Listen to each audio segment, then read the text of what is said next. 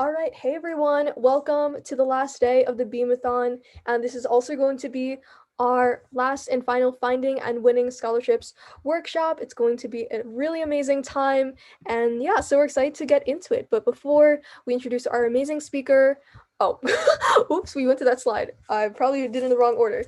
There we go. So we got our first prize opportunity as usual. We're just going to, you know the drill. If you want to win some Beam merchandise, feel free to follow Beam Community on Instagram and then post an Instagram story about this workshop. Maybe like take a picture during it or take a selfie of you at the actual workshop before this workshop ends around 3:50 p.m. Eastern time, and tag Beam Community, and you can get a chance to win some sticker prizes. And you never know what could happen because there's some people who have entered like for the last one and pretty much picked everyone who entered the competition to win the stickers. So just go for it, and you never know what you can win. So without further ado, I'm just going to let our amazing speaker Aiden just share her screen and then take it away. So I just enabled screen sharing and feel free to present. Awesome, thanks so much. 1 second while I just get it up. And okay, let's go into full screen mode. Full screen.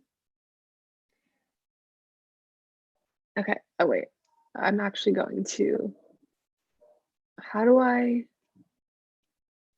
if I also want to record it on my end, do you know if, Oh yeah, sure. You can record on the Zoom. So oh, right, okay. Yeah, you I can see just, it now. The bar like wasn't coming up. Actually, you know what, it's okay. It just says that I have to request permission. So as you already have it on your end, so that's totally fine. okay, cool. If you want, I can like send the recording directly. Yeah, that would be awesome. Okay. Anyways, getting into it.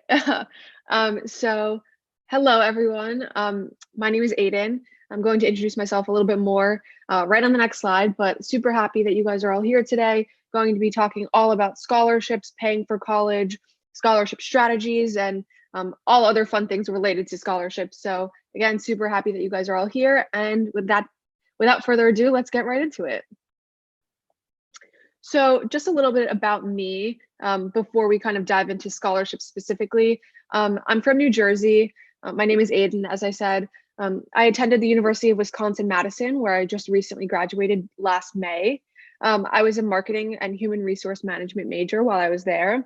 So if you guys ever have any questions about business classes specifically or marketing, if you guys are interested in anything related to that, definitely feel free to reach out to me about that as well. But also, side note, if you guys have any questions throughout the presentation, feel free to just write them in the chat. I'll be going through all the questions at the end during the Q&A session, so definitely just feel free to leave them there. Sorry, I got distracted, but back to it. Now, since graduation, I've worked to create Access Scholarships, which is a totally free to use scholarship search engine and resource platform for students. So super awesome, and I will be talking about that a little bit more later. As of today, right now, and as of yesterday when I presented also, my favorite social media platform is Instagram. I love using it to take photos, obviously, but it's been a really great way to connect with students online. TikTok is also up there too. I think it's really awesome, but a little bit more addicting for sure. Outside of the work that I do with students and when I'm working with Access Scholarships related things, a few of my hobbies and interests include running. I love to bake, and I love to listen to music as well. So I just kind of want to start out by doing a very short activity. You can either take out a piece of paper and a pen or a pencil if you have that near you, or just feel free to kind of brainstorm it in your head. Maybe you can write it out on your phone or something, but try to just take like between 30 seconds to a minute to think about this question. What makes me unique? This could be anything from a hobby to a sport or an activity that you enjoy doing, something else that you're passionate about, maybe something about you or your family that you feel just kind of makes you different and makes you stand out from the crowd. So just take around 30 seconds and just see what you can kind of come up with there. And afterwards, I'll be asking if any of you guys are willing to share. If not, I know that Skylar shared one of hers yesterday, and I will also share mine just to kind of give you guys some inspiration. So I'll give you guys like 30 seconds. I feel like I should have like a Jeopardy type time ticker thing here going like do do do, but yeah. All right, like another 10 seconds. And then maybe Skylar, I'll just ask you to share yours first, just because it seemed to be like a good starting point yesterday. So Yeah, for sure. And I know there's yeah. like one in the chat. Oh, there's some people going in the Oh, chat. awesome. Oh yeah. So totally feel free to write it in the chat. You don't need to like unmute yourself, but maybe Skylar, you can like share some of the ones that are in the chat or Yeah, sure. I guess. So I can go like just as a starting point, just for like inspiration if you guys Yeah. need. Kind of just the way that I kind of define like what I really am passionate about is just the intersection between design, entrepreneurship, and technology, as I said before, just to unite communities like Beam. I really love helping people connect with each other and learning how to network with people from different fields and, helping them find connections on interests that they didn't know that they had similar with other people. So really enjoy the power of social media and internet and like Instagram and TikTok, as you said, to unite those communities. And I know there's some in the chat too. So Suman says that she loves to travel, she loves photography, food. Oh my god, we all love food and Yeah. exploring new places. What types of food do you guys like? I'm very basic. I like the pizza and then fish root. I Said, I just made a really good banana bread last night. ooh, oh my god. Yeah. I need those baking skills. Like Yeah. I can make cereal, that's it. Yeah. I can open a pack of yogurt. My Olympiad skills, I have, oh, Bishop said, yeah, so he's basically into steam. Ooh, people like every food, Cool. Mexican food, Italian food, Italian sushi. sushi. Ooh, very diverse. Yeah, I'm into that. Interesting. But yeah, I think Olympiad is also a really good example because it's definitely something that not everyone can say that they're like involved in, right? But having 45 plus medals in Olympiad is definitely an achievement, and it really shows your dedication towards that. And of course, being interested in the STEAM related disciplines, that's also really cool too. So thank you guys for sharing. Thank you, Skylar, for sharing. You're probably wondering why I'm asking you such a deep and thought-provoking question at this random hour on a Sunday. And so the reason why I like to do this activity is because I think that a really common misconception about scholarships and the scholarships that are out there is that, as it says, you need to be within a certain socioeconomic status, have really, really good grades, or meet other very strict requirements in order to be eligible to apply for scholarships at all. Like I get a lot of students that will come to me and they'll say, well, I don't have a 4.0, I'm not a star athlete, like is there even like anything out there for me? And the reality of the situation is that there are scholarships out there for just about anything. For example, if you're really into like art and web design and you love to create, right? The Create a Greeting Card Scholarship is a really cool opportunity. I believe the deadline is actually like March 9th or 10th. So if any of you guys are interested in that, you can reach out to me about it. But for example, as for a few other examples, if you're super into playing video games, there's a Minecraft scholarship out there. Something about me, I'm literally obsessed with dogs. So if I was still in school, I would definitely be applying for the Dog Lover Scholarship, writing a short essay about how dogs have impacted my life, for example. So those were just like a few kind of silly ones, but the point that I'm trying to get across here is that with the scholarship space, there's definitely opportunity for you to kind of think about some of those key things that make you unique, or just things that you're passionate about outside of your grades, right? And academic related things. And you can really use those to your advantage throughout the scholarship process. So in general, as I mentioned, I've been working with Access Scholarships. I created it over the summer, so it hasn't been too long, but kind of throughout my time in college, as well as throughout the time that I've spent with everything Access Scholarships related, I've had the chance to speak to like hundreds of students. And in general, they really do say that cost is one of the most important factors in determining where they go to school, which is why I'm really happy that you guys are all here, attending this presentation, ready to listen, to learn, ask lots of questions, and just be proactive with the college process, with the paying for college process and scholarships, everything related to that in general. So before I kind of dive into scholarships specifically, I usually like to use this little emoji hierarchy as kind of a general way to ease into just talking about a few of the different common ways that students can pay for college.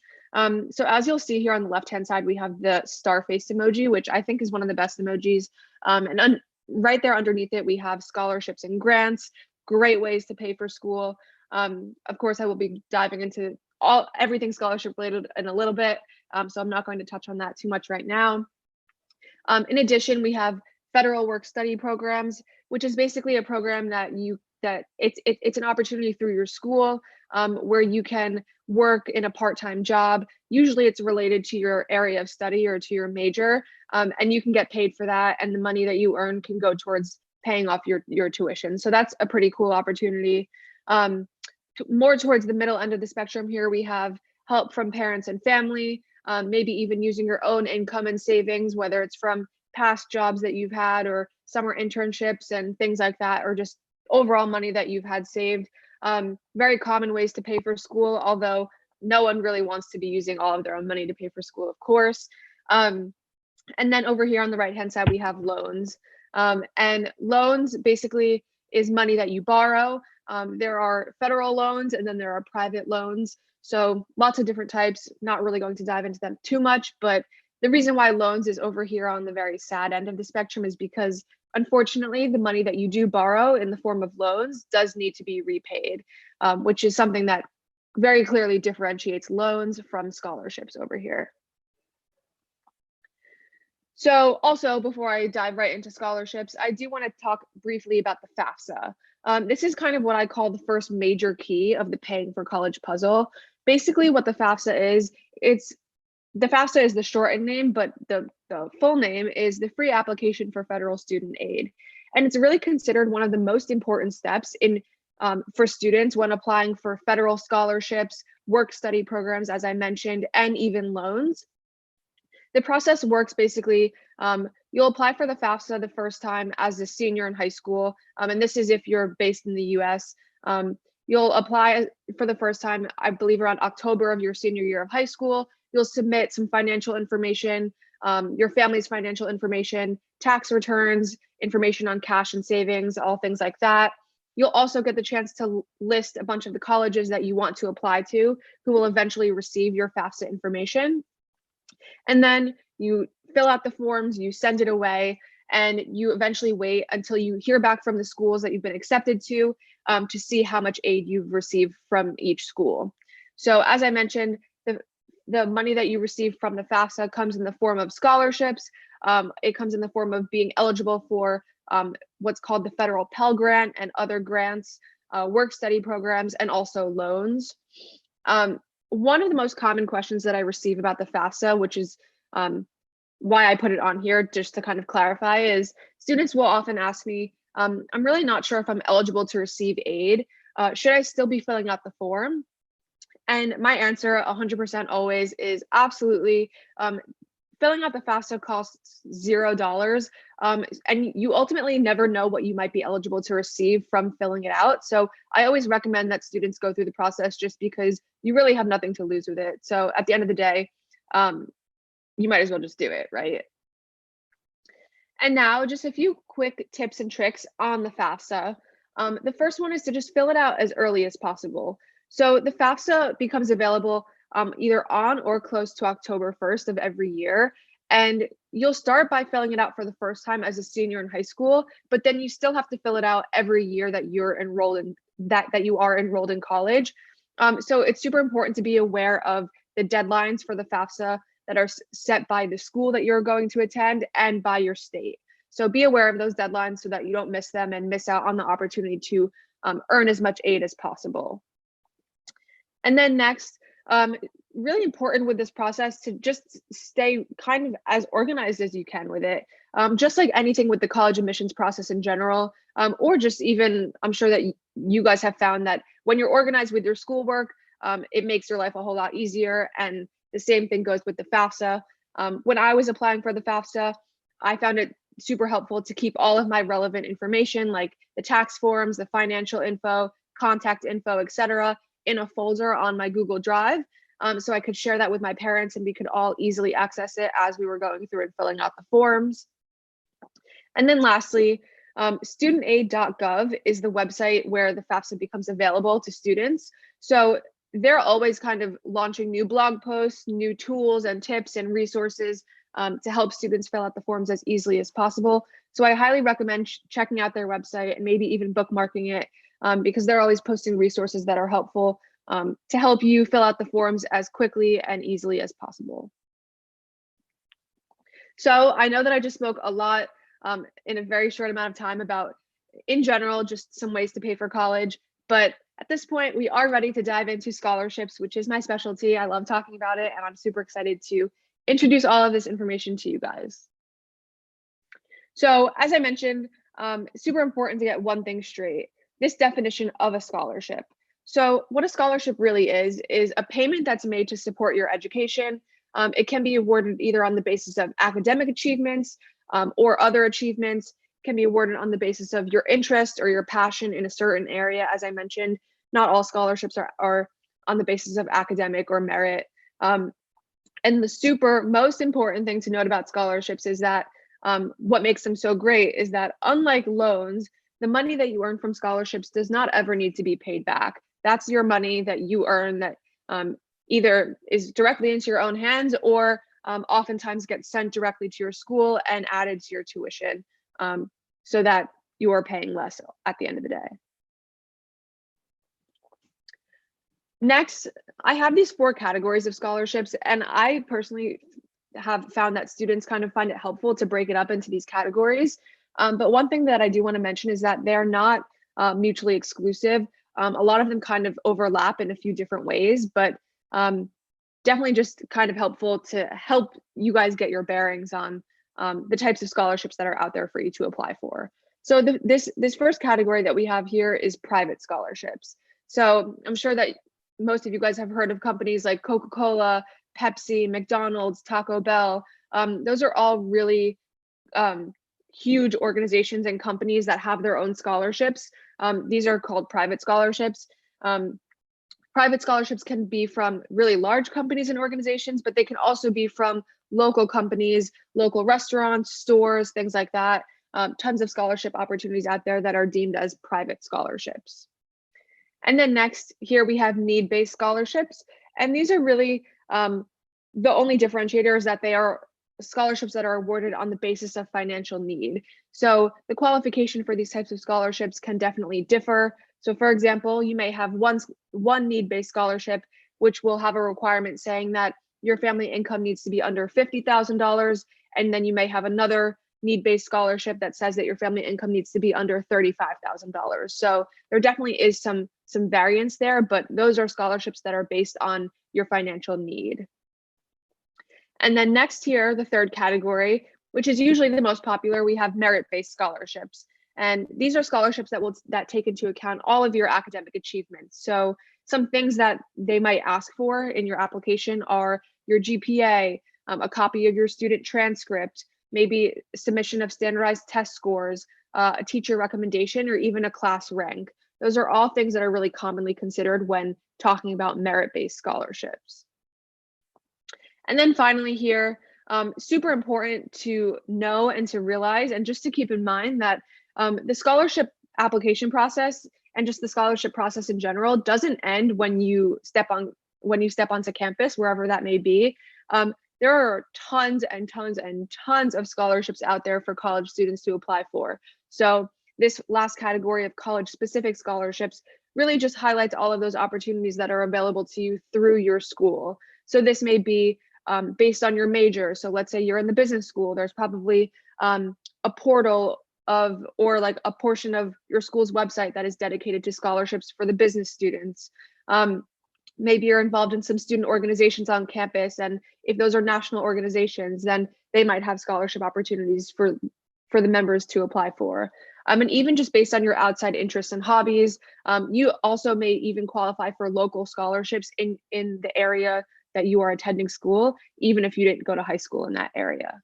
So I know that I covered a lot of info with this slide, but super important just to kind of keep in mind that there are lots of different places or types of scholarships out there, and they do often overlap in terms of kind of the whole process. So for example, lots of private scholarships are based on merit.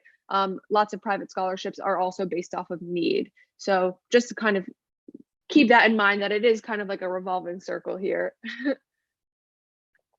Now that I've spoken about the different categories of scholarships that are out there, I do want to also give you guys some resources into where you can actually go to start looking for scholarships.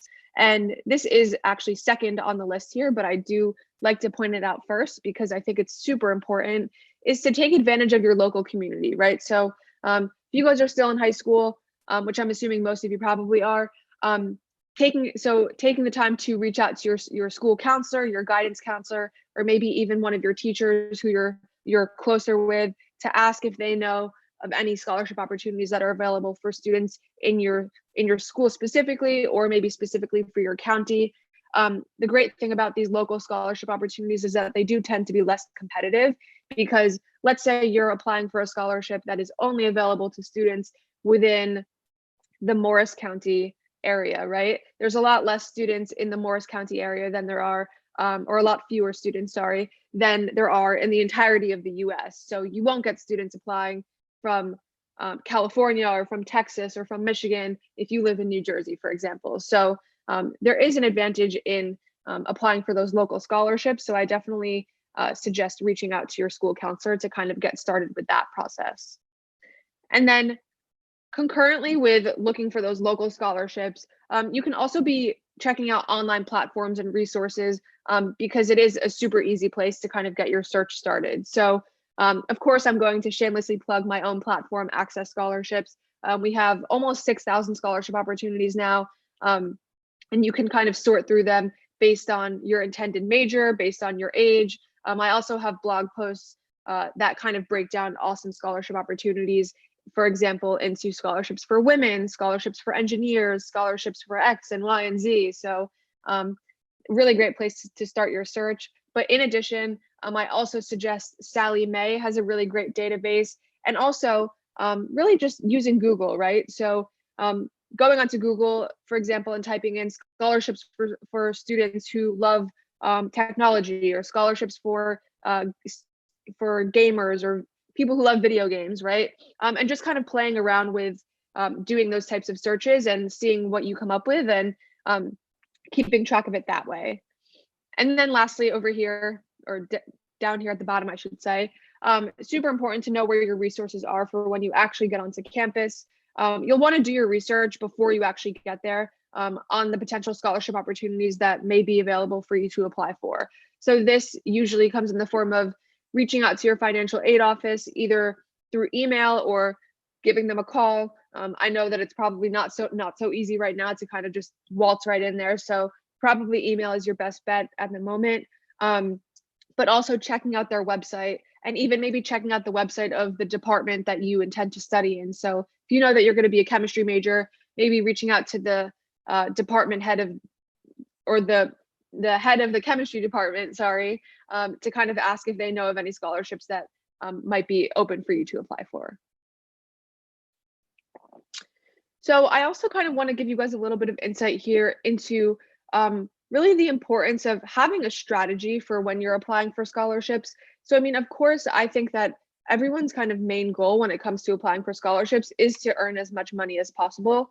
But ultimately, like, everyone has so much that we're all balancing, right? Like, you guys are students, so you're working on your grades and your extracurriculars, and making time to socialize and hang with friends and family. And of course, at some point, whether it's right now or next year, or it already happened, going through the college admissions process. So there is a lot on your plate, and I'm sure that prioritizing efficiency and saving time is something that's important to all of you. So developing a strategy for applying for scholarships is something that will kind of help you out in making it as efficient as possible. So here are just a few little tips and insights from my own scholarship strategy. I highly recommend you guys can kind of take bits and pieces of mine and add it into your own, mold it to kind of create your own strategy that works for you. The first thing I have here is just setting goals for yourself, right? So be realistic about how much time each week or each month you will set aside towards searching and applying for scholarships. Being realistic with your goals in terms of how much you ideally want to earn based on the amount of time that you're putting into the process. And then As with anything, as I mentioned, getting organized with it. I have a scholarship tracker that's on the Access Scholarships website. I can link it to you guys after the presentation. But using an Excel sheet or a tracker like that, I think is super helpful. So you guys can make note of the scholarships that you find, the deadlines for each one, and the application requirements, just so that you don't miss out on anything important. Remembering that you should be applying to a mix of different types of scholarships. So if you guys are even a little bit familiar with the scholarship space at this point, you probably noticed that there are scholarships out there that are extremely competitive. There are ones that are maybe less competitive and receive fewer applicants, ones that are worth $50,000 and ones that are worth $500, ones that have lots of requirements, and ones that simply don't require any additional information or any essays. So I think when I was going through the process of searching and applying for scholarships, I found it helpful to kind of vary the types of scholarships that I was applying for, because maybe one day you sit down and you're like super swamped with your schoolwork, but you still want to apply for a scholarship. So taking the time to apply for a no essay scholarship and then saying, okay, at this time next week, I'll sit down and I'll apply for a scholarship that is a bit more competitive and has a few more requirements, so just kind of keeping the balance there. Reminding yourself that money earned is money earned. So this is something that I think is a little bit difficult, but if you can kind of achieve it, then it'll just help you feel better about the process in general, because I know that everyone's goal is to just earn as much money as possible through scholarships. But at the end of the day, even if you come out and you've only earned $500, $1,000, $1,500 from scholarships, that's $1,500 that you didn't have yesterday. And that's $1,500 that you can put towards your textbooks, towards maybe a new computer, other technology, school supplies, all things like that, right? So money earned is money earned, and it will go towards a good place regardless of what you're spending it on. And then lastly, thinking outside the box, right? So the reason why I introduced that question in the beginning about asking you guys what makes me unique, thinking outside the box when you're applying for scholarships. So for example, I am left-handed, which I think is pretty unique. I'm also a twin. So when I was going through the scholarship process, these were just kind of things about me that I tried to incorporate into the process of searching and applying for scholarships. Next, just a few quick tips that I have here on basically best practices on how to go about applying for any given scholarship. So the first thing here is just do your research on the organization. Make sure that you know all the details about the scholarship itself, who it's for, double checking to make sure that you're actually eligible for it, that you meet all of the requirements. Sometimes scholarships will have like a minimum GPA. Other times they might have like a minimum standardized test score, but more often it's through GPA.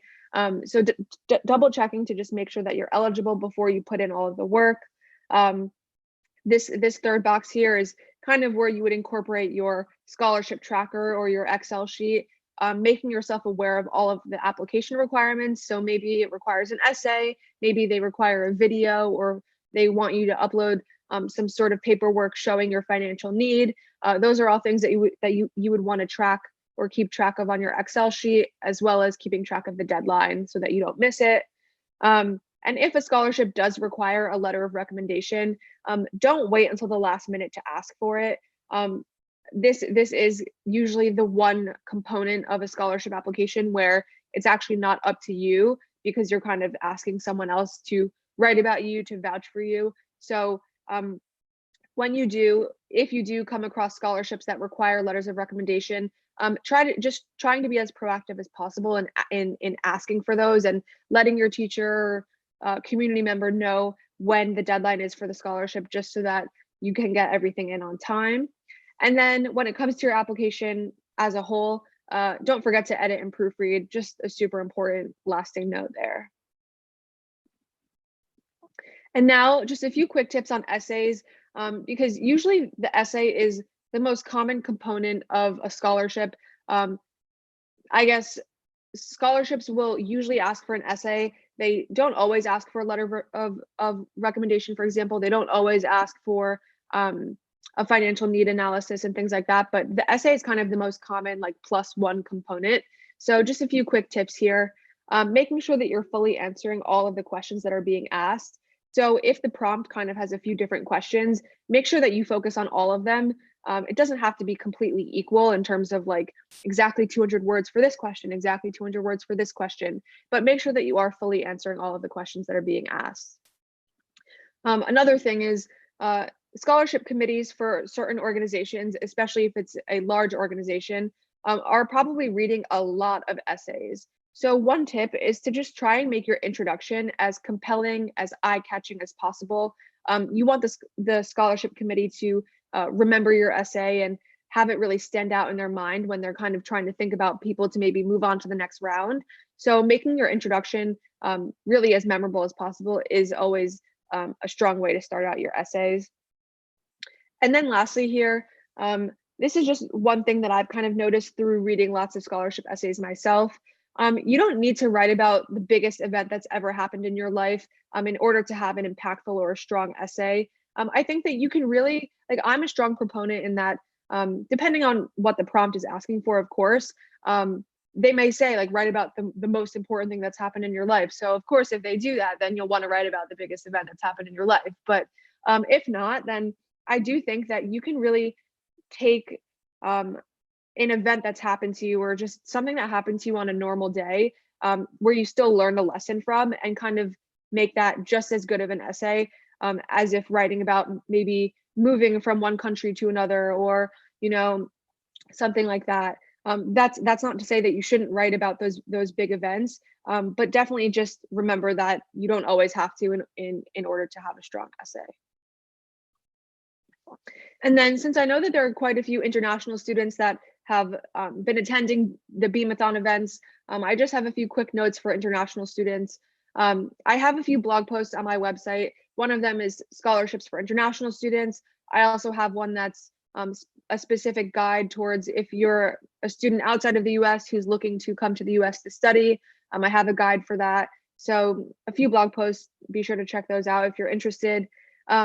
Make sure to do your research on the US colleges and universities that offer scholarships to international students. I always tell students to keep a spreadsheet because a lot of times colleges and universities have specific scholarships that they will offer and keep open only to international students. And if you apply with either like a certain GPA or with a certain test score, you might automatically qualify for those scholarships. So I suggest when you're kind of doing your research on maybe which schools you might be interested in attending, if the financial aspect of it is something that's super important to you, then keeping a spreadsheet on those scholarship opportunities that are offered to you at each school is probably helpful.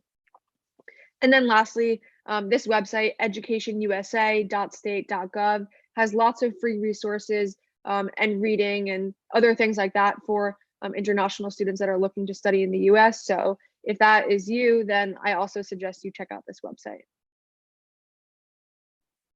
And now is usually the time where I would do like a quick, like actual run through of the Access Scholarships website, but I will just kind of talk briefly about a few of the main features. So we have the blog, of course. I write every post. A lot of them are talking about specific types of scholarships. So for example, scholarships for high school juniors, for high school seniors, full tuition scholarships, as you can see here.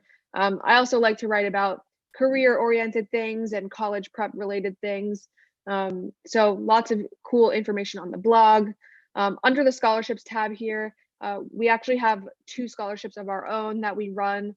One of them is each quarter. It's a $1,000 scholarship. So highly recommend you guys apply for that. And another scholarship that I have, it's called the Self-Reflection Scholarship, $500, super cool opportunity. Lots of other resources, excuse me, under the student resources section, just recommendations and tips for resources to stay organized, resources for productivity, for college prep and things like that. So lots of awesome stuff on here. And if you guys have any questions about other stuff on the website, I highly suggest you can just reach out to me at any point after the presentation for sure. So just a few of the quick highlights here. It's super important to have a plan for paying for college. This kind of means sitting down with maybe your family members or your parents and whoever's kind of involved in that process to be proactive about it, because being proactive will kind of just help you out in the long run for sure. Developing a scholarship strategy that works for you. So I kind of went through a few of the steps of things that work for me. You might find that some of those work for you. You might find that some of them don't. But just kind of going through that process, I think, is also super helpful. And then once you set some goals for yourself, whether that's specific towards applying for scholarships or specific towards just the college process in general, really try your hardest to stick to them, because I went through the college process not too long ago. It was like 4.5 years ago. I know that it can be really stressful. I know that it can be daunting and scary and just at times really annoying, but don't give up, because you will thank yourself and you will pat yourself on the back at the end for having put in all of this effort now. So with that, I do want to open it up to questions. I know that there might be a few in the chat, but if you guys want to learn more about paying for college, about scholarships, college life in general, here are a few ways that you can reach me. On my Instagram, I have office hour sessions every Friday, which are totally free, and my email address is right here. So lots of different ways to reach out to me.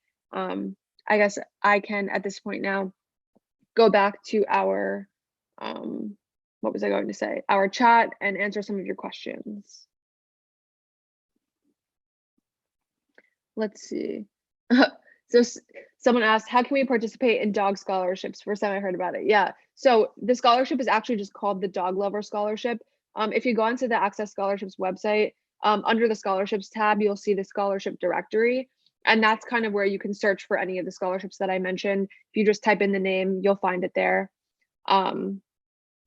So that's just one specific scholarship that I found that was for dog lovers. Let's see. Yes, so the FAFSA is for US citizens. You can be living in the US or living abroad, but that is the specific process that US students will go through to apply for federal financial aid. If you're looking for international scholarships, I have the link to the blog post is in my link tree on my Instagram, but you can also easily find it on the page with my blog post. I mean, on the blog page on my website, sorry. Yes, Scholars for Dev. I have actually also done some research on that website, and they do have some really great resources as well. Someone said, will Access Scholarships email the student if they won the $1,000 no essay scholarship? Yes, so we will send you an email if you have been selected for that. The next deadline for a $1,000 scholarship is March 31st. So if you haven't applied for it yet, feel free to go on and apply for that. And we will be announcing the winner within the first or second week of April. So someone asked, what if people's financial aid covers most of the college tuition and they earn more scholarship money than needed to cover the tuition of college? How do people access the overflow of money? So generally, like if financial aid and scholarships, like let's say you get a full ride to school, meaning your whole tuition is covered. A lot of times, like depending on the scholarships that you're applying for, certain scholarships may say this money has to go directly towards your tuition, or some scholarships may say this money can go towards any type of educational expense. So for example, a full ride scholarship usually just covers the cost of tuition. It doesn't always cover things like room and board and other expenses that are outside of just your actual tuition. So in that case, if you did earn scholarship money in addition to a full ride scholarship, depending on the terms and conditions of each scholarship, you would be able to use some of that money towards, for example, your room and board, towards your textbooks and other outside expenses. So someone said, where can I find international scholarships like those that I might need for buying textbooks or a computer? Again, I can actually link you guys to my blog post that's scholarships for international students, and you can read the specific requirements for each scholarship. This usually on the scholarship page itself, they'll say this scholarship can be used for X, Y, Z, and that's kind of where you can figure out answering that question. So let me just pull up that post and I can share it here in the chat.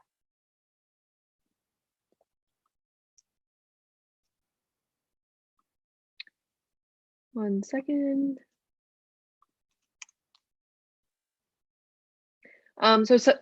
Sorry, someone said, for scholarships that we win, does it have to be used for college and school supplies? Can we also use them for summer programs? Generally, from my experience, scholarships will, so the majority of scholarships that you will win, especially for ones that are of greater amounts, the money will get sent directly towards the school that you are going to enroll in, or towards the school that you are enrolled in. So in that case, you can't use it for a summer program because it's going to be applied directly towards your tuition. But again, if you do like find a scholarship that you definitely want to apply to, you can always reach out to, usually the scholarship page will have a contact and you can kind of reach out to them, or they may have like an FAQ page where you can reach out and ask about things like that. Hi, to add on to that question, let's just say that a freshman wins a scholarship, right? Will the scholarship be held for them until they go to college, or like how would Yeah. So Okay. yeah, so you're at no disadvantage just by the fact that maybe you're going to school in a few years. It will like eventually be applied to the school that you are going to. That's not an issue.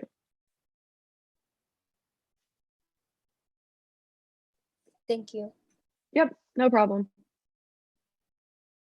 I think that was it for questions on the chat end. But yeah, so if anyone has questions later on, definitely feel free to reach out to me via email or my Instagram. I can just put in the username again here. It's just Access Scholarships.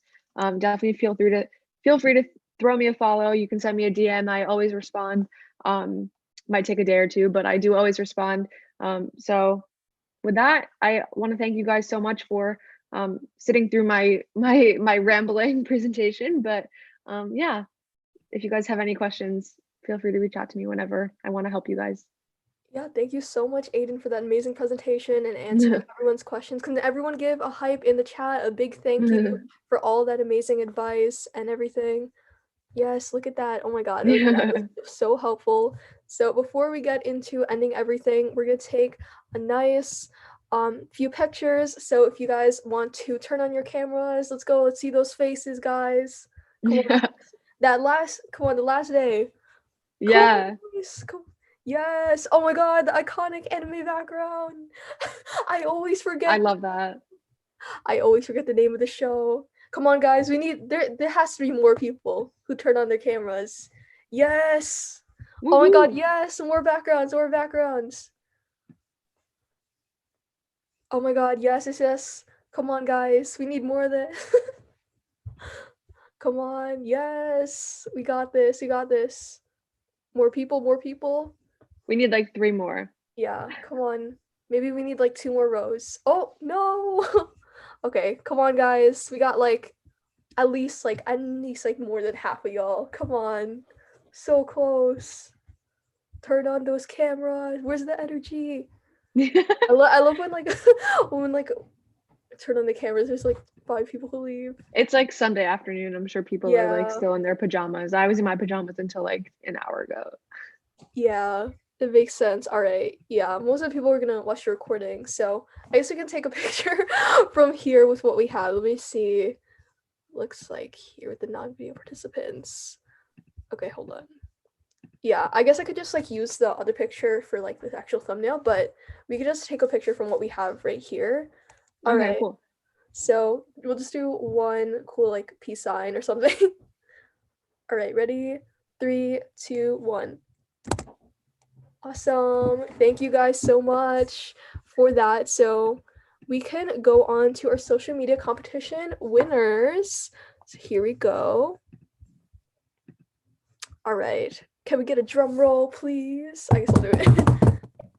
3, 2, 1. And congratulations to these people for winning Beam stickers. Congrats, everyone in the chat. And then, yeah, lastly, I'll see you guys at our next workshop. Let me just play this for a bit. And thank you so much, Aiden, for hosting the last 2 workshops for finding women scholarships. And I'll see you guys at our next one, landing internships and jobs. Awesome. Thanks. Thank you so much. Bye, guys. See you. I'll post this tonight and Sunday. Awesome.